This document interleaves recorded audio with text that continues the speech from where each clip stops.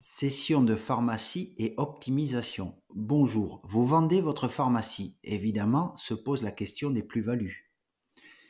Comment effacer l'impôt sur la plus-value? Si vous vendez pour prendre votre retraite, va se poser rapidement une seconde question. La transmission à vos enfants, soit pour les aider, soit pour anticiper votre succession. Alors non, la fiscalité sur la plus-value ou sur la transmission n'est pas une fatalité. C'est ce que je vous propose de voir en détail dans cette vidéo. Le constat.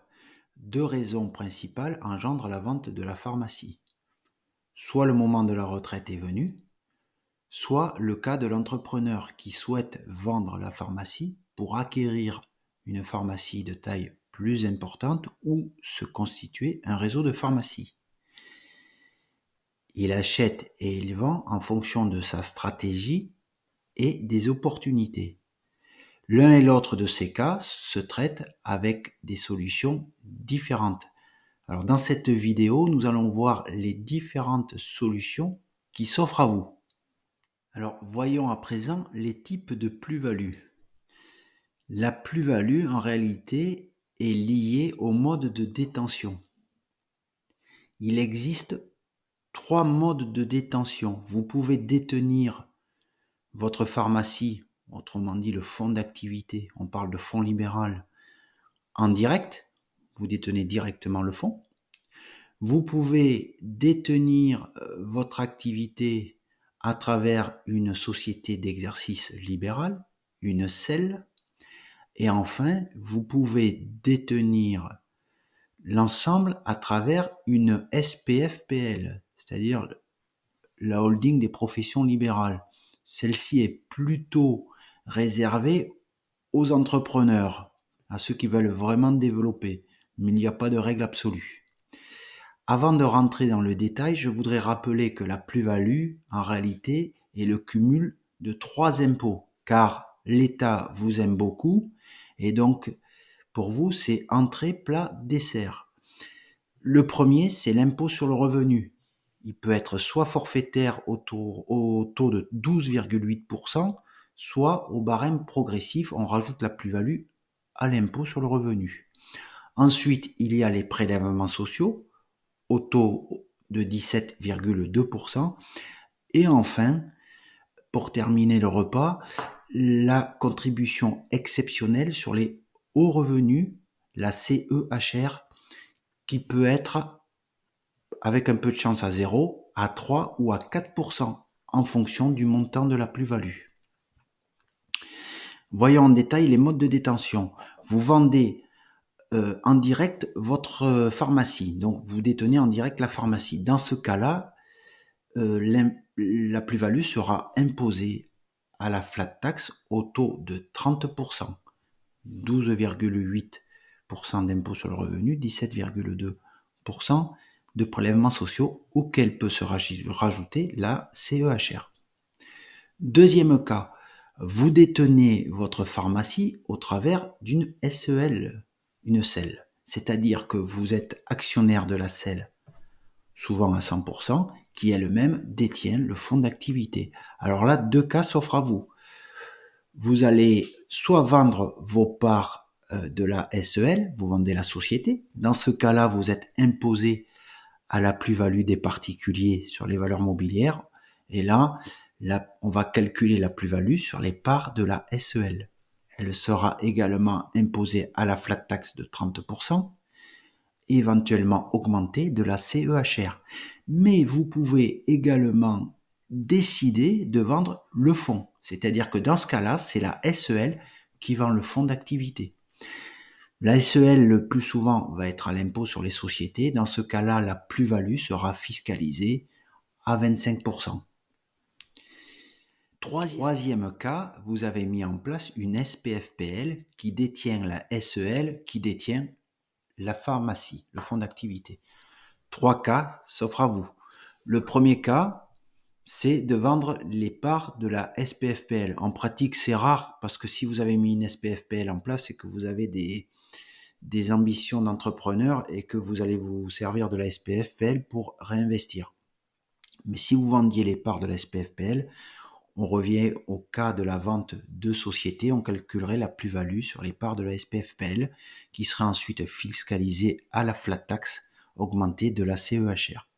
Deuxième cas, vous décidez de vendre la SEL. Dans ce cas-là, c'est la SPFPL qui vend la SEL. On va calculer la plus-value sur la SEL qui ensuite va être imposée en principe à l'IS au taux de 25%, dans la mesure où la SPFPL est à l'impôt sur les sociétés. Dernier cas possible, c'est que la SEL vend le fonds d'activité. Dans ce cas-là, la plus-value va être imposée dans le résultat de la SEL à l'impôt sur les sociétés au taux de 25%, dans la mesure où la SEL est à l'impôt sur les sociétés. Alors, voyons à présent les exonérations, car il y en a. J'ai pris le temps de vous expliquer les différents modes de détention parce que les exonérations vont dépendre des modes de détention.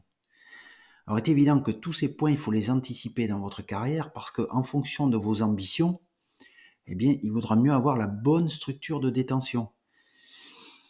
Si par exemple vous êtes plutôt un entrepreneur, que vous allez développer un réseau de pharmacie, il vaut mieux prévoir les niches au départ. Voilà. Donc je vais vous énumérer les différents cas d'exonération. Je précise également que quand on parle d'exonération ou d'abattement, en général, on parle de l'exonération sur l'impôt sur le revenu et rappelez-vous qu'il y a 3 impôts. Mais il y a un cas où on a l'exonération sur la totalité. Donc je vous le préciserai. Premier point, vous vendez le fonds d'activité. On appelle ça la vente d'une activité complète ou une branche d'activité complète. On peut avoir une exonération totale. Si la valeur du fonds est inférieure à 500 000 euros, vous bénéficiez d'une exonération totale. C'est-à-dire, pour le coup, sur l'impôt sur le revenu, les prélèvements sociaux et la CEHR. Donc, vous êtes propriétaire en direct, vous vendez le fonds, il vaut moins de 500 000, on ne parle pas de la plus-value, là, c'est le prix du fonds. Il vaut mieux moins de 500 000, vous êtes totalement exonéré. Le fonds vaut entre 500 000 et 1 million. Dans ce cas-là, vous bénéficiez quand même d'une exonération partielle. Ça peut être intéressant. Enfin, le fonds vaut plus d'1 million d'euros. Dans ce cas-là, vous perdez toute exonération. Voyons le cas à présent où vous avez une SEL. Alors là, 2 cas s'offrent à vous, comme on a vu précédemment. Vous décidez de vendre le fonds. Alors là, la règle d'avant s'applique. C'est-à-dire qu'on va regarder la valeur du fonds. S'il vaut moins de 500 000, il y a exonération totale. Entre 500 et 1 million, exonération partielle. Et au-delà d'1 million, pas d'exonération du tout. Mais comme vous détenez une SEL, vous pouvez bénéficier de mesures de faveur en cas de vente des parts de la SEL. En particulier si vous partez en retraite. Si vous partez en retraite, on va regarder le montant de la plus-value et sur cette plus-value, vous allez bénéficier d'un abattement de 500 000 euros. Et là, je précise tout de suite que ça ne concerne que la partie de l'impôt sur le revenu. Reste la CEHR et les prélèvements sociaux, ça ne bénéficie pas de l'abattement. Donc vous voyez, là déjà, il y aura un arbitrage à faire entre est-ce qu'on vend le fonds s'il vaut moins de 500 000 ou s'il vaut plus de 500 000. Peut-être qu'il faut regarder pour le coup la plus-value et vendre les parts de la SEL.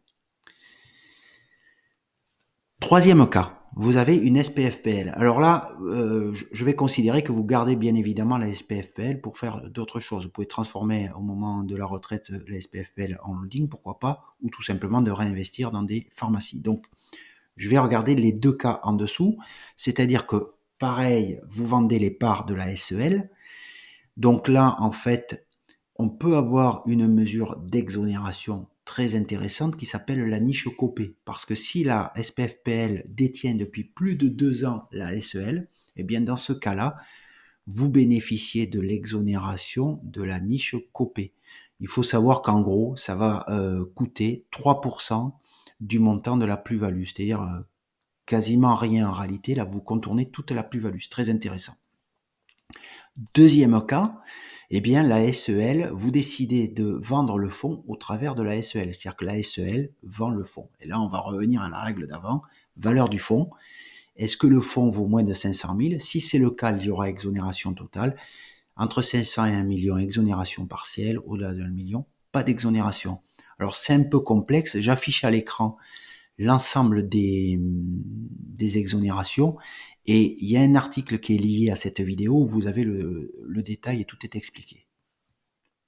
Alors je voudrais parler de la transmission. Parce qu'en fait, quand on vend sa pharmacie pour prendre la retraite ou tout simplement pour arrêter son activité, rapidement va se poser la question de la transmission parce on a concrétisé le travail d'une vie et on va vouloir aider nos enfants. Alors, il faut, vous avez droit à un abattement légal de 100 000 euros sur les donations tous les 15 ans. Mais dès que cet abattement est consommé, vous allez rapidement tomber à 20% d'impôt sur les donations. Et au-delà de 552 000 euros transmis à chaque enfant, vous allez tomber dans la tranche à 30%. La tranche marginale peut aller jusqu'à 45%. Alors, je voulais en parler dans cette vidéo car ça suit vraiment la vente très souvent. Et c'est surtout que si ça s'est mal passé au moment de la vente avec la plus-value, parce que ça n'avait pas été anticipé, vous pouvez vous retrouver à 34% d'un côté. Et de l'autre côté, si vous enchaînez avec 20, 30, voire 45% sur la transmission, ben, votre travail d'une vie, d'une carrière complète va fondre comme neige au soleil. Alors, il faut vraiment l'anticiper. Il y a bien évidemment des techniques. Je pense en particulier à ceux qui ont des SPFPL. Ils pourront, par exemple, transformer la SPFPL quand ils seront plus en activité en holding classique et la transformer en holding patrimonial, par exemple. Il y a plein de techniques, mais sachez que la question de la transmission doit être vraiment anticipé et au moment où on commence à penser à vendre son officine. Sinon, ben, vous aurez les deux lames fiscales, hein, la plus-value et la transmission. Alors, pour conclure cette vidéo, d'abord un rappel, si vous détenez votre pharmacie à travers une SEL, il faut savoir, et que vous partez en retraite, il faut savoir que quand vous aurez vendu le fonds, on va vous proposer de liquider la SEL pour percevoir l'argent qui est dedans. Attention, il y a un boni de liquidation. Lui-même est imposé à 30% à la flat tax. Donc ça se rajoute à ce que je viens de dire, aux deux autres impôts, hein, c'est-à-dire la plus-value, éventuellement la transmission si vous transmettez, et les 30% de boni de liquidation.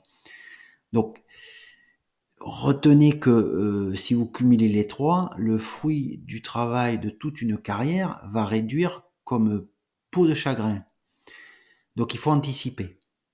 Alors, pour aller plus loin par rapport à cette vidéo, je vous suggère de consulter sur notre blog l'article détaillé sur les plus-values et la transmission.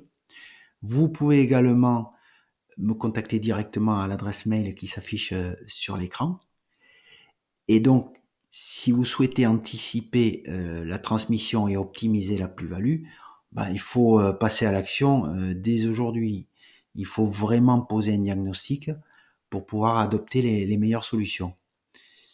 Donc, si vous vous posez la question, passez à l'action sans tarder. Merci et à très bientôt.